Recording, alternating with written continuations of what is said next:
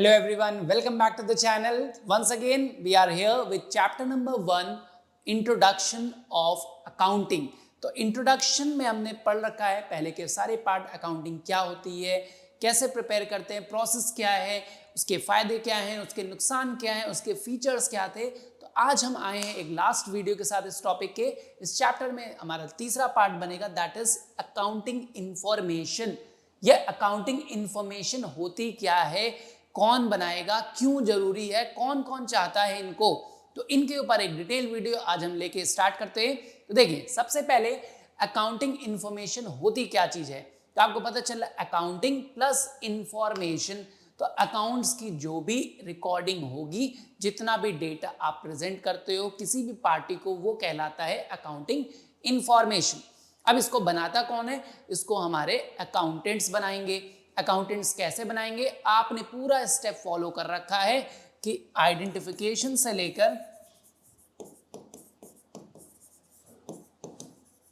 लेकर analysing and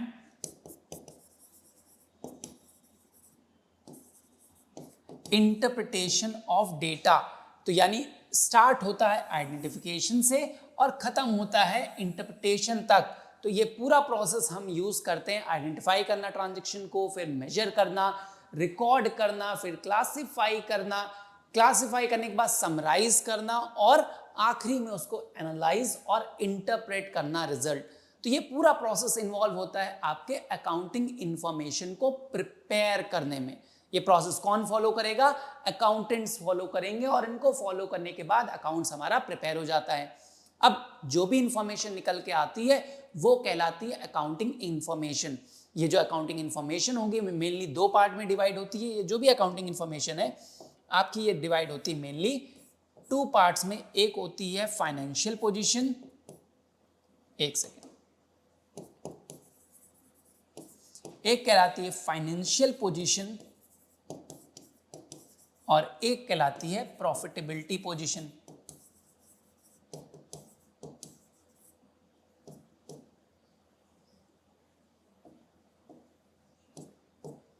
profitability position. तो accounting information में हम इन दो पोजीशन को बेसिकली डिस्क्लोज करते हैं कि हमारे फर्म का फाइनेंशियली पोजीशन कैसा चल रहा है, फाइनेंशियली फर्म साउंड है या नहीं उतनी साउंड है, मतलब फर्म के एसेट्स और लायबिलिटीज कितनी है, बैलेंस शीट की सिचुएशन क्या चल रही है यहाँ पर। और वेरएस सेकंड इंफॉर्मेशन जो हमें दी जाती है, हम जो प्रोवाइड कराते हैं यूजर्स को, वो देते हैं अपनी प्रॉफिटेबिलिटी पोजीशन को।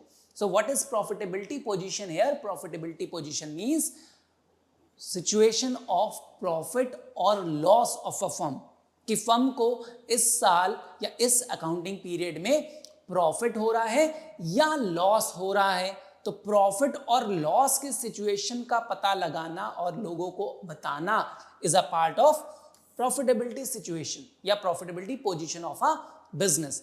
सो अकाउंटिंग इंफॉर्मेशन जो होता है वो क्या है, फर्म का या बिजनेस का जितना भी साल भर का डेटा था, डेटा इन द सेंस जो भी ट्रांजैक्शन थे उन सबको कलेक्ट करना, उनको रिकॉर्ड करना, एनालाइज करना और रिजल्ट निकाल के देना कि भाई हमारे फर्म की फाइनेंशियल पोजीशन कैसी है और प्रॉफिटेबिलिटी पोजीशन कैसी है। तो ये होती है बिजनेस की अकाउंटिंग इंफॉर्मेशन। ठीक है, अब इन इंफॉर्मेशन को बनाते समय हमें कुछ बातों का ध्यान रखना होता है। क्या ध्यान रखना होता है कि भाई इन इंफॉर्मेशन में कुछ खासियत होनी चाहिए, इनके कुछ एट्रीब्यूट्स होने चाहिए, कुछ कैरेक्टरिस्टिक्स होनी चाहिए, तभी ये इंफॉर्मेशन यूजेबल होती है। अब ऐसे नहीं कि एक पेपर पे बना के लिख दिया और दे दिया रिजल्ट, नहीं। तो इनकी खास बात क्या होगी, देखिए, इनकी अकाउंटिंग इंफॉर्मेशन में क्वालिटेटिव कैरेक्टरिस्टिक्स होते हैं, कुछ क्वालिटेटिव कैरेक्टरिस्टिक्स एट्रीब्यूट्स को हमको फॉलो करना होता है। वो एट्रीब्यूट क्या होते हैं कि भाई आप कोई भी इंफॉर्मेशन प्रेजेंट करिए, जैसे आपका रिजल्ट आता है, सीबीएसई ने अभी आपका एक रिजल्ट डिक्लेयर किया था और उस रिजल्ट में भी कुछ खास बात थी, तो वैसे ही आप अपने बिजनेस का जब अकाउंट्स प्रिपेयर करिए और उसको किसी के सामने प्रेजेंट करिए, तो उनमें अगर ये खास बात होंगी तो आपका अकाउंट सही माना जाता है। ठीक है, यूजर उसको इजीली एक्सेप्ट कर सकेगा। क्या खास बात होनी चाहिए, सबसे पहले रिलायबिलिटी होनी चाहिए कि भाई आपका इंफॉर्मेशन जो आप बिजनेस की दे रहे हो वो रिलायबल होनी चाहिए। रिलायबल होगी, आप ये कैसे कर सकते हो भाई, रिलायबल है, ट्रस्ट वर्दी होनी चाहिए। ट्रस्ट वर्दी कैसे होगी, जब आपने अपनी इंफॉर्मेशन को करेक्टली प्रिपेयर किया होगा, वहां पर पर्सनल बायसनेस नहीं होगी। पर्सनल बायसनेस नहीं होगी मतलब आप अकाउंट्स को वेरीफाइबल तरीके से बना रहे होगे। अकाउंट्स आपका वेरीफाइबल होना चाहिए,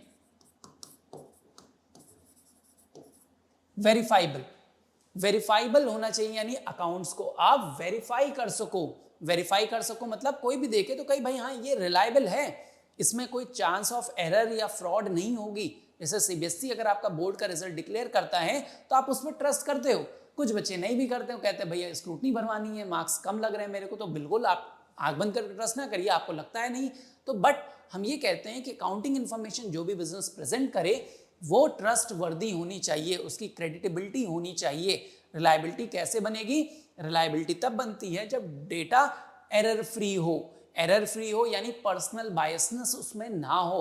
और पर्सनल बायसनेस कब नहीं होगी, जब आप अकाउंट्स में हर चीज प्रूफ के साथ रिकॉर्ड करोगे कि भाई हमने ये सामान खरीदा है, इसका प्रूफ ये है, ये सामान बेचा है, इसका प्रूफ ये है, तो वेरीफाइबल होना चाहिए। तो पहली खासियत क्या होनी चाहिए कि अकाउंटिंग इंफॉर्मेशन रिलायबल होनी चाहिए, आप रिलाय कर सको जो इंफॉर्मेशन दे। Second, relevance. रेलेवेंस का मतलब होता है related to the field of inquiry. भाई हम जिस पर्पस के लिए इंफॉर्मेशन देखना चाहते हैं वो पर्पस मेरा सॉल्व हो रहा है या नहीं।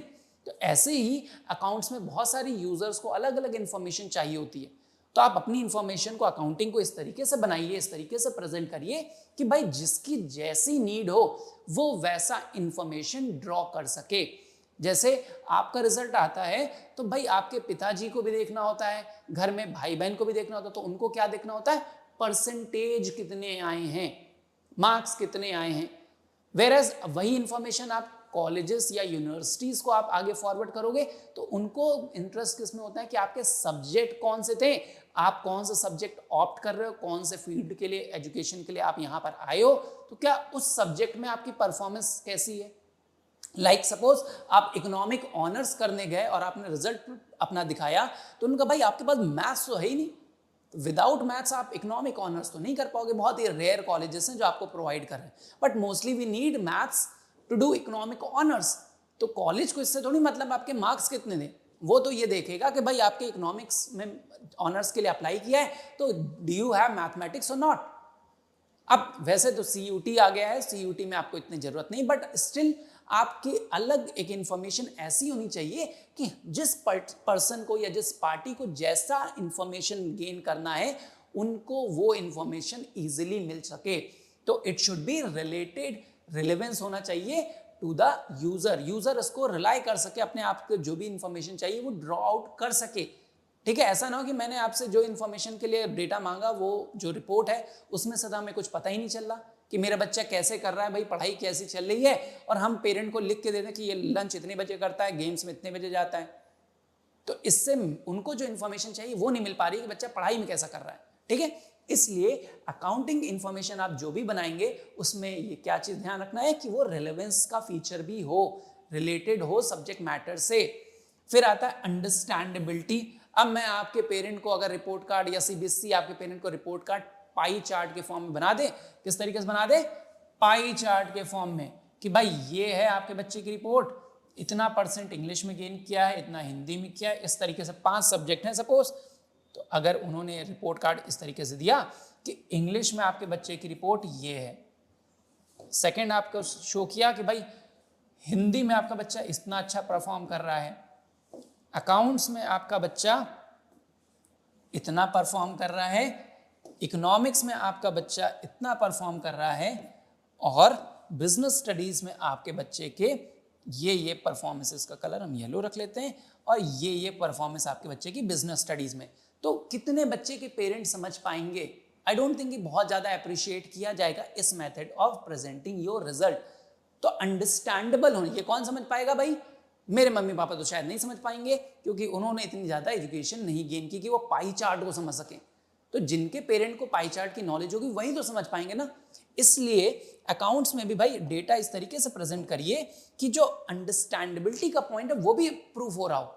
जो यूजर हो वो समझ तो पाए आप कैसी है। जैसे अभी मैं आपको रिलायंस की बैलेंस शीट दिखा दूं नहीं तो आप समझ ही नहीं पाओगे, क्योंकि अभी आपने बैलेंस शीट को पढ़ा ही नहीं है। So we need a proper understanding of accounts to study accounting data.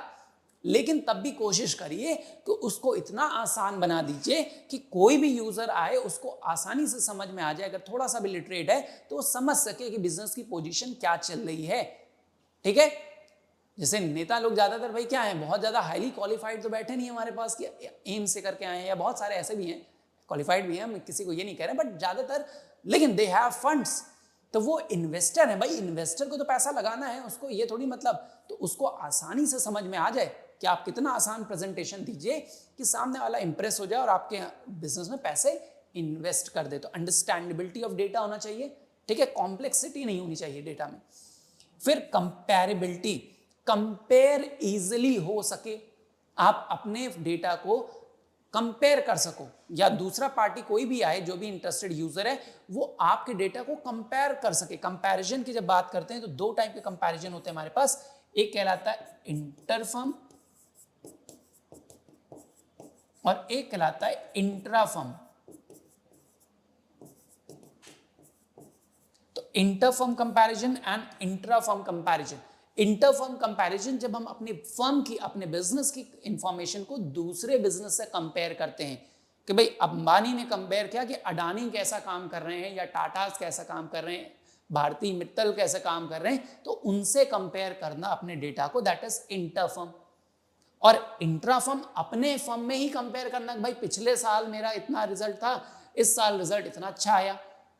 तो अपने फर्म में ही विद इन द ऑर्गेनाइजेशन अपने प्रीवियस रिजल्ट के बेसिस पे अगर हम कंपेयर करते हैं तो that is called inter-firm and इंट्राफर्म। ठीक है, अपने फर्म में ही किया तो इंटरफर्म, किसी और की फर्म से कर रहे हैं, सॉरी बाहर के फर्म से किया तो इंटरफर्म, अपने फर्म में ही कर रहे हैं तो इंट्राफर्म कंपैरिजन कहलाता है। तो हमारे डेटा की ये खास बात होनी चाहिए कि भाई हम उसको कंपेयर कर सकें, या कोई और उसको रिजल्ट को कंपेयर करना चाहे। जैसे अभी हम आपको 1000 रुपए बोलें कि भाई किसी एक फर्म में लगा दीजिए, आप किस फर्म में खरीदोगे, किसके शेयर खरीदोगे, तो आप देखोगे ना किस कंपनी का रिपोर्ट कार्ड अच्छा चल रहा है, किसकी रिपोर्ट, फाइनेंशियल रिपोर्ट्स अच्छी हैं, तो आप कंपेयर करोगे ना, पहले तो देखोगे भाई अडानी में लगाए कि अंबानी में लगाए, किसके रिपोर्ट्स अच्छे आ रहे हैं, फ्यूचर प्रॉस्पेक्टस कैसा है किसका। तो इसलिए कंपैरेबिलिटी इज ऑल्सो नीडेड। और लास्ट में आता है टाइमलीनेस। भाई जो डेटा आप प्रेजेंट करो किसी भी यूजर्स को, वो टाइम पे प्रेजेंट करो। अब आपका सीबीएसई रिजल्ट 2 महीने बाद रिजल्ट डिक्लेयर करता तो आप कहीं ना कॉलेज में एडमिशन ले पाओगे, ना किसी स्कूल में पढ़ पाओगे, आपका क्लासेस छूटेंगी और आप सफर करोगे। इसलिए कोई भी इंफॉर्मेशन हो उसको टाइमली क्या करना है, प्रेजेंट करना है। टाइमली डिक्लेयर करिए अपने रिजल्ट्स को, अपनी इंफॉर्मेशन को टाइमली पब्लिश करिए जितने भी इंटरेस्टेड पार्टीज हैं। Timely presentation of information is also required. तो आपकी इंफॉर्मेशन, जो बिजनेस का आप इंफॉर्मेशन प्रिपेयर करोगे, अकाउंट्स प्रिपेयर करोगे, उनमें ये खास बात होनी चाहिए, रिलायबल होना चाहिए, हर कोई इसको ट्रस्ट करे कि जो आप इंफॉर्मेशन दे रहे हो वो सही दे रहे हो। फिर रिलेवेंस होना चाहिए कि वो अपने आप से रिलेटेड रख पाए उसको, कि भाई हमको जो चीज़ चाहिए वो इसमें दिख रही है, वो हम ड्रॉ कर सकते हैं। अंडरस्टैंडेबिलिटी हो, सब समझ जाएं, उसको आसानी से समझ जाएं, जो नहीं बहुत ज़्यादा अकाउंट्स के बारे में जानता है वो भी समझ जाए। कंपेयर कर सके वो एक फर्म के इंफॉर्मेशन को दूसरी फर्म से, या उसी फर्म की इंफॉर्मेशन को पिछले 5 साल 10 साल के रिपोर्ट से, और टाइमली प्रेजेंट करिए। तो ये खास होती हैं 5 अकाउंटिंग इंफॉर्मेशन के कैरेक्टरिस्टिक्स। ठीक है, अब हम एक टॉपिक और देखते हैं। अब इंफॉर्मेशन के यूजर्स कौन है, किसको किसको ये इंफॉर्मेशन चाहिए होती है। लिस्ट बहुत ज्यादा होती है, मैंने एक ब्रीफ में करके आपको जितने यूजर्स हो सकते हैं उनको शॉर्ट में दिखाया, क्योंकि हमारे पास स्पेस नहीं है कि हम बहुत सारा दिखा पाए।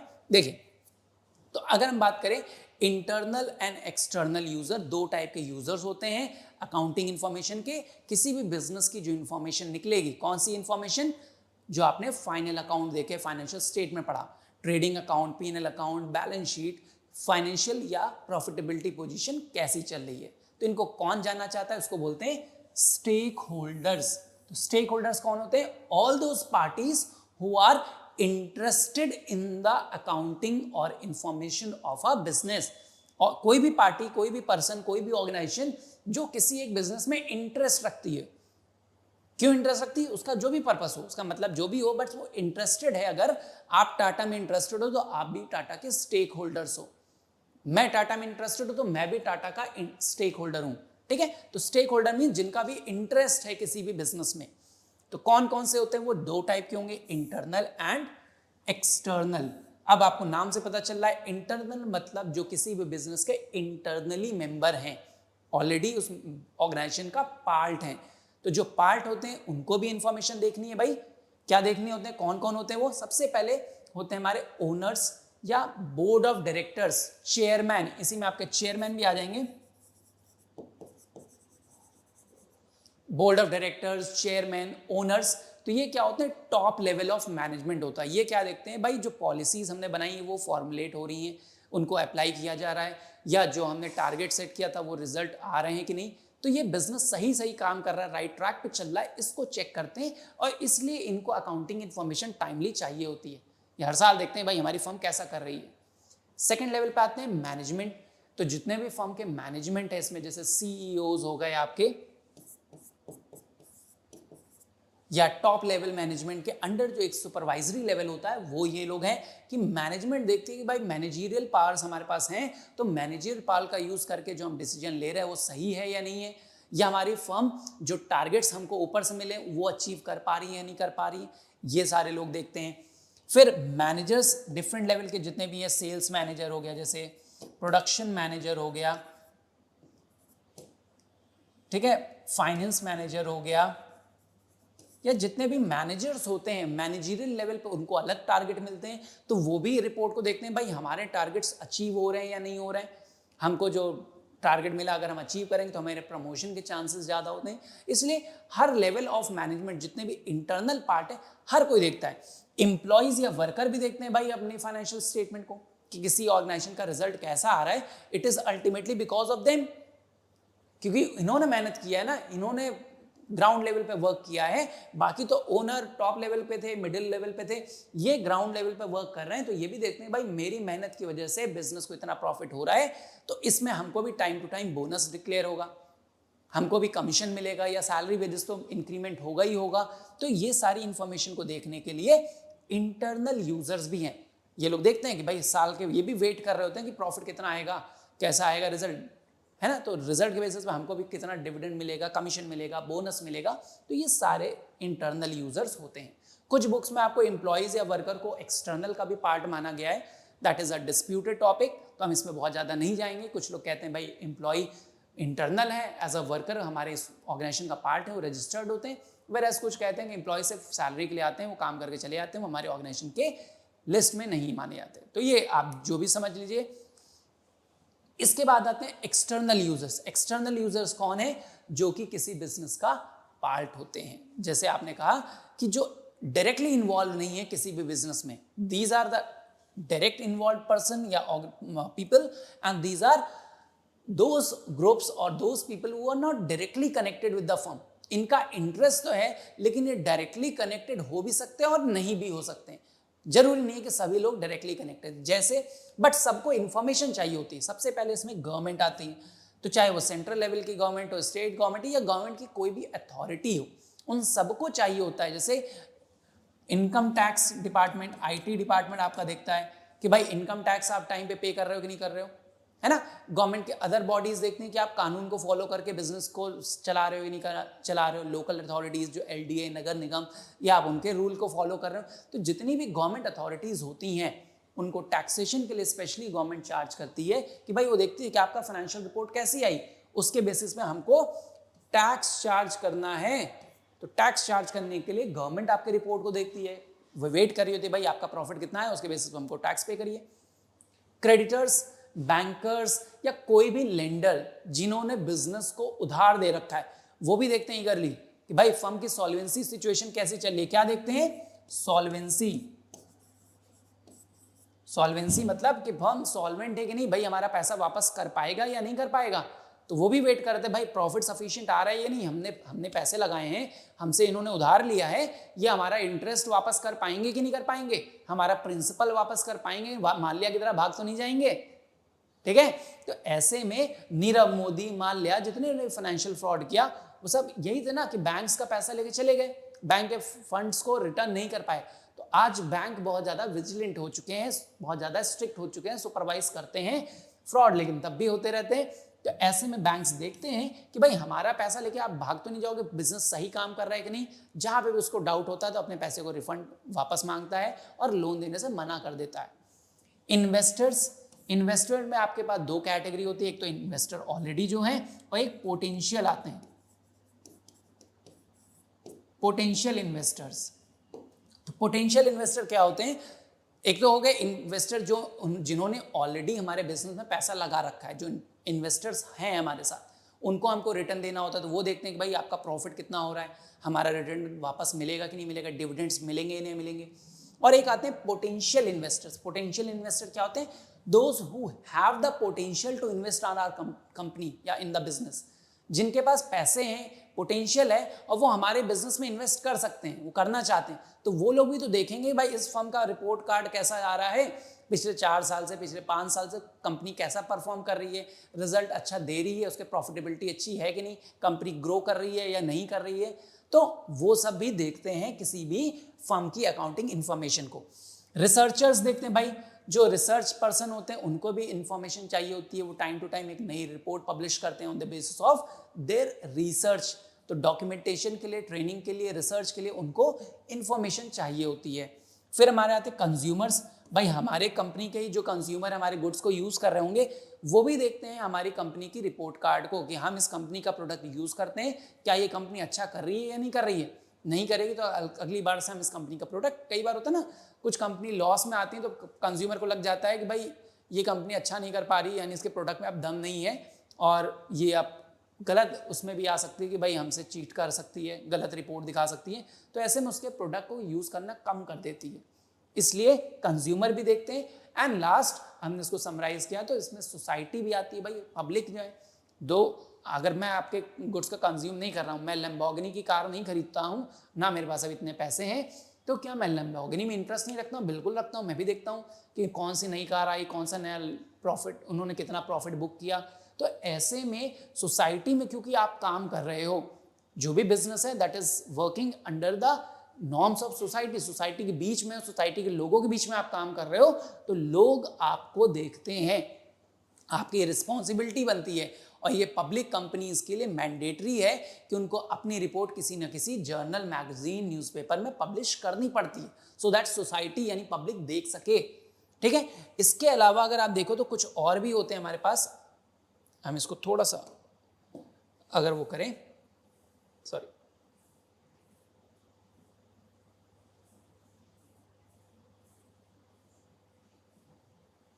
ठीक है, इसको थोड़ा सा और कर देते हैं शॉर्ट।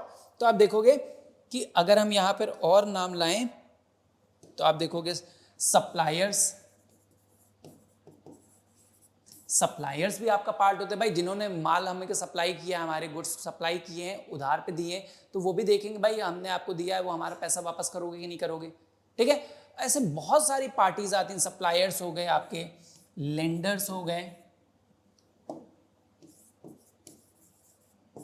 लेंडर्स देखते हैं कि मैंने मनी लेंड किया है फर्म को, वो हमारा पैसा वापस करेंगे नहीं, रिटर्न करेंगे कि नहीं करेंगे। तो ऐसे बहुत सारे इंटरेस्टेड यूजर्स होते हैं जो कि हमारी इंफॉर्मेशन को चेक करते हैं। तो ये क्या हो गया टॉपिक हमारा कि स्टेक होल्डर्स हमारे फर्म के कितने हैं, शेयर होल्डर कितने हैं, स्टेक होल्डर्स कितने हैं, इनके बारे में पता करना। तो अकाउंटिंग इंफॉर्मेशन के बारे में आपको चीजें क्लियर हो गई। अकाउंटिंग इंफॉर्मेशन क्या होती है, उसकी खास बात क्या होती है, अगर आप देखोगे इसके फीचर्स क्या क्या हैं, और उसके बाद हमने देखा कि इनके यूजर्स कितने होते हैं, इंटरनल और एक्सटर्नल यूजर। इन पे डायरेक्ट क्वेश्चन बनता है कि give any 2 examples of external user, give any 2 examples of internal user, give any 1 और explain any 2 characteristics of accounting information. तो that is why this topic is also very important. So I hope ये topic समझ में आया होगा सबको। ठीक है। तो चैप्टर नंबर 1 हमारे यहाँ पे फिनिश होता है। हम नए चैप्टर के साथ नई वीडियो में मिलते हैं। Till then take care and bye-bye.